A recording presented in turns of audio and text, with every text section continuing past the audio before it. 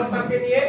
তো একদিন আপনি বেশি ওই সন্তানকে বলেছেন যে আজকে তোমাকে 4টা কাজ করতে হবে, প্রতিদিন 2টা কাজ করতে হয়। তো ওই দিন উনি 4টা কাজের দায়িত্ব দিয়েছেন মেয়েকে। মেয়ে মায়ের মুখের উপর বলছে আমি পারবো না, করবো না।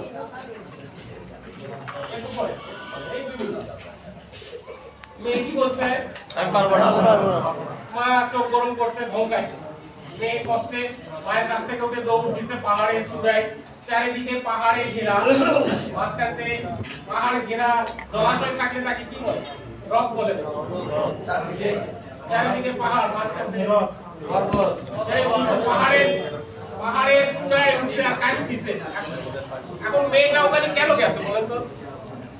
ভয়ে, মায়ের ভয়ে। ভয়ে না, মায়ের সাথে ঝগড়া করছে বলে সে মা ওখানে উঠতে পারবে না, ধরতে পারবে। আচ্ছা, আত্মহত্যা করার জন্য যেতে পারে, এই আইডিয়া কার দ্বারা?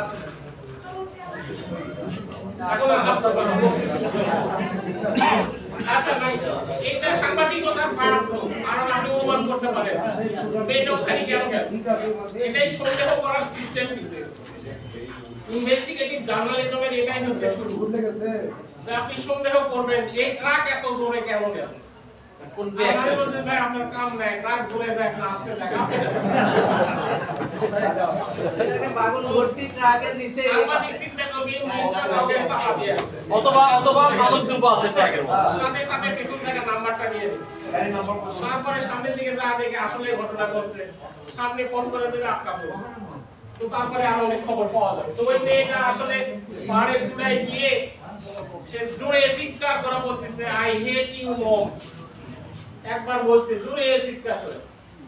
তো পাহাড়ের চারিদিক থেকে ইকো হচ্ছে, বারবার আসতেছে I hate you mom, I hate you mom, I hate you mom. ওটা শোনার পর সে বিস্মিত হয়েছে এবং তার খুব কষ্ট লাগছে। সে আবার দৌড়া মায়েকে এসে চলে যাচ্ছে। চলে যাওয়ার পর কাঁদতে কাঁদতে বলতেছে যে মা আমি এরকম পাহাড়ের চূড়ায় গিয়ে আমি বললাম যে আই হেট ইউ মম, আর চারিদিক থেকে বারবার এই শব্দ ভেসে আসতে থাকলো, এটা কেন?